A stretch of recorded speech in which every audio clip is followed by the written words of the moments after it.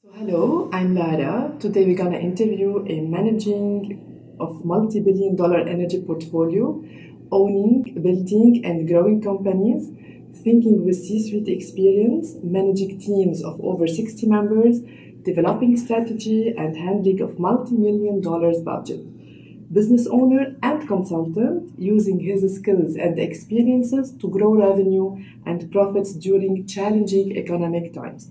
Steering companies and projects in all phases, including startup, with expertise in finance, fundraising, private equity, revenue, venture capital, banking, marketing, management, and building of high performance teams.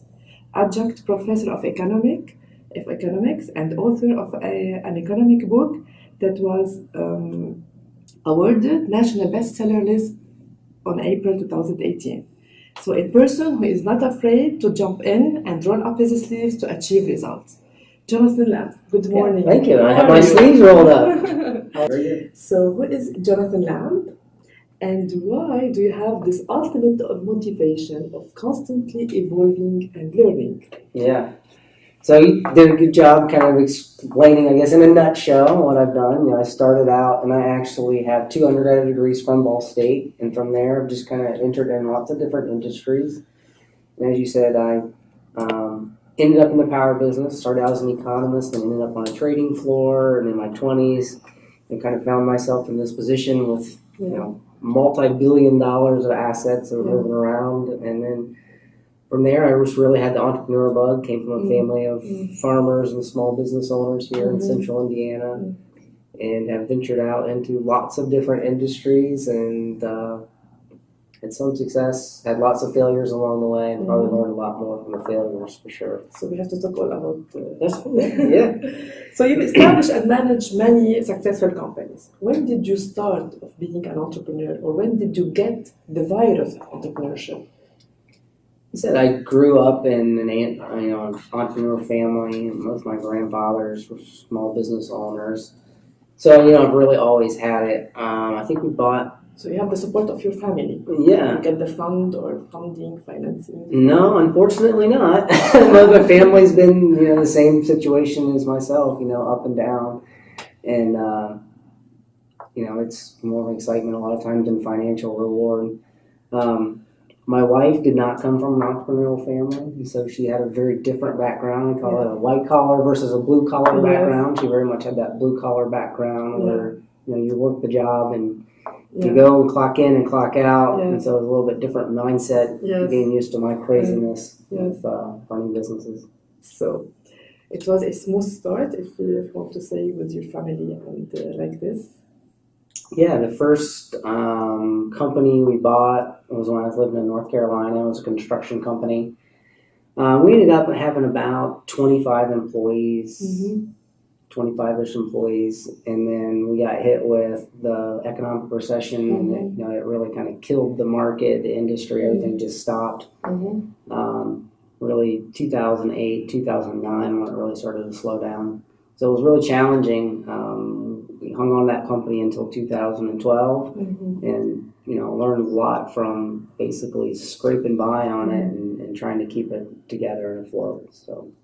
So, as you know, entrepreneurship have to quit the 9 to 5 and they have to work hard days and nights in order to achieve and to implement their ideas. So how do they keep their energy up in order to face the greater chance of failing? Well, fear probably drives that more than anything, and I want to always say that your energy is up. If anyone says their energy is up all the time, they're lying to you, because it's particularly the entrepreneur, it's filled with peaks and valleys. I don't know if you know the roller coaster. Yes. It's a roller coaster ride, right? But so they should bottom, and then you go to the top, and it's just constantly. So it's part of the journey of the trip, and it can be exciting, but it's exhausting too. Yes. So they should be driven by their passion, but there's the ups and downs, so they should be patient. Yeah. Yes. So how many times did you fail? Oh, constantly. Even within every day or every project, there's always a roadblock. And, I think it's in business, especially when you're trying to put together a deal. I tell these people all the time, I consult a lot for people and help them when they're in their projects. And I always tell them, you don't have a deal until the deal dies several times along the way, because there's always roadblocks that you always find, that you always have to go through. Yes. So, and you face always the failure in positive vibes. Positively. Yeah, so constantly. You learn always from your... And so if you read about, the really successful people, a lot of them that drives it is just completely their fear of failing, and, you should be afraid of it. But it's a learning process. You always have to do a little bit more. Yeah. So, in your opinion, what is the best way of selling? For example, as you know, Amazon, when they start their process of selling, they sell their products and they get the money paid from the client, and after that they will buy the product. So they will not be in debt to buy their products. In your opinion, what is the best way of selling to be successful? I'd love to be able to have that business model. Amazon went years and years and years without ever turning a profit. And unfortunately, the rest of us here in the real world don't have deep pockets where we continue to do that and dictate our own terms and be able to lose money and, have bankers to be able to back us up. Yeah. So, I think the every most important thing different. To let always our customers be excited to buy our product. This is the main challenge. So how could we do the selling process in order to always get other people or the customers be excited to buy our products? Is there any hint to know? I'm not a sales guy. It's not my area of expertise, but it's pretty much the same across any industry. Yeah. You always have to be selling yourself. Yeah. You always have to be selling what people want. Yeah. And at the end of the day, it's what your customer wants and what they. It's about selling our enthusiasm. Maybe if we are enthusiastic about something, we can. Right. And studies have shown, and it's true. I believe that people buy with emotions. And that's so much more important in a lot of industries than buying with facts or numbers or statistics. I think a lot of people get in the weeds with that to where they think they know what the client wants, but that's not really true. Clients, they buy with emotion. People buy with passion. Yeah. So from your experience, do you think that entrepreneurs should save a part from the profits instead of investing everything? Maybe they should keep something aside to overcome some financial issues in the future, or what is the best idea to do with this issue? Oh, absolutely, right? That's in an ideal world, but we don't live in an ideal world, unfortunately. Yeah. We know that that's how you're supposed to do it, that's how you can plan to do it, but life happens, business happens along the way, and sometimes what we know we should do and what we can actually do are two different things. So yes, you should always be able to do that. Yeah. But oftentimes it's not practical. It's easy to say, I should say, but from other people, you learn that in a setting or read that in a book, and you have a lot of experts that tell you to do things, but things always happen, right? Those failures always happen, those roadblocks always happen, those economic events always happen. And what is best practice doesn't necessarily translate into what is real world applicable. Yeah. So have your companies or the companies that you invest in become global? No, the only company that I was a part of, we tried to start a company after the recession where we were importing home improvement materials from China, and we never really were able to make a big splash and get that company successful. So I don't have any personal global company stories. I have lots of friends that have been able to be successful, that have taken product lines to other countries. Usually sourcing, that's a pretty big deal. Just to be competitive in today's market, you have to globally source. I tell people all the time, I tell my students when I teach, we're living in an ever shrinking world to where you have to be able to think globally.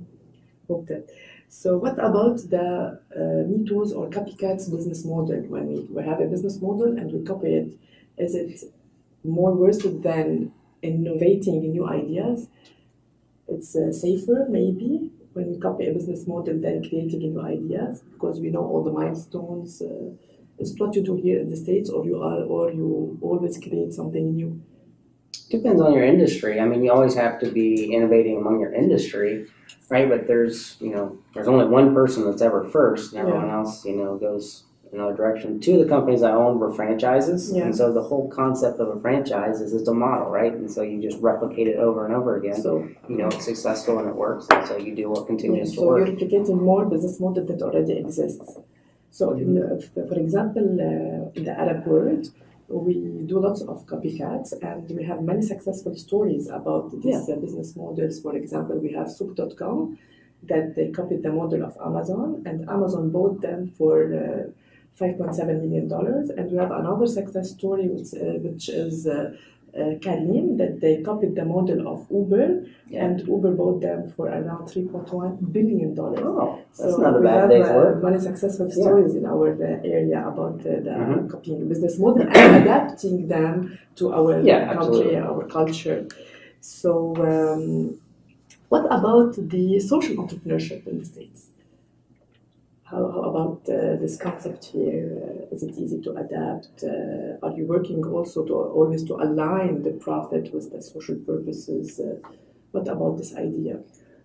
They go together. I think a lot of, it's a big buzzword thing to have this idea of, what you're doing be socially, environmentally, whatever it may be. But at the end of the day, what drives business and innovation is profits. And when you see it successful is when those two cross. And so you see it in a lot of industries. I think that we're going to continue to see innovation in that here in the States as regulation changes and shifts, and we just kind of become more aware of it. One of the projects we're working on right now that I'm a part of is, we understand the problem and recognize it, and it has a social consequence to it, and we understand that. But at the end of the day, what investors care about, what we care about is profitability, and that's ultimately what will drive the success or failure of the project. Yes. So in my opinion, in our country, because we have lots of social problems, maybe social entrepreneurship will be the solution for our problems. By using the skills of entrepreneurship, we try to use these skills and to be smart enough to solve our problems, social problems, and having profit at the end. So, so some personalities are meant to be successful, like you. So what is the definition of success in your opinion? I don't know. Is it the financial return? Is it the social return? So for me, money is just a measuring stick of success. A lot of people, I think a lot of entrepreneurs would probably agree with that they're maybe not necessarily chasing the money or care about the money. At the end of the day, it's just a measure of, was this good or bad? Did you pass or fail? And so, I think just the normal characteristics of that entrepreneur is just the same characteristics of just a driven willingness to succeed pretty much. Some of the people are at all costs and some aren't. Everyone has their line in the sand that they put out there. So, and what is your advice for entrepreneurs? Don't give up. Like you. Unfortunately, it's easy every day, you want to, it's tough. It's a tough life. I don't love it all the time. It's a love-hate relationship, like right now, I'm in between companies, starting up companies, and it's just dreadful. Never know if you're going to have money tomorrow, if you're going to have money next week. You could be rich, you could be poor, you could be, eating rice at the end of the night. You just never know. So, but that's part of the thing that makes it fun and exciting, and also part of that thing that just completely drains you and takes it out. So it's an adventure. Not everyone's cut out for it. My wife would like nothing more than me to go get a job that has a nice retirement savings and insurance benefits, and it would be nice. So if you know anyone that wants to hire a great person, I'd certainly talk to them. But no, it's always fun. There's always that next project out there, and who knows? Maybe it's the big one, and maybe it's not. And keep looking. So don't give up. Don't give up. So Jonathan Lam, thank you so much for this meeting. Really, you are a great achiever, and you will never give up. I hope not. Thank you so much.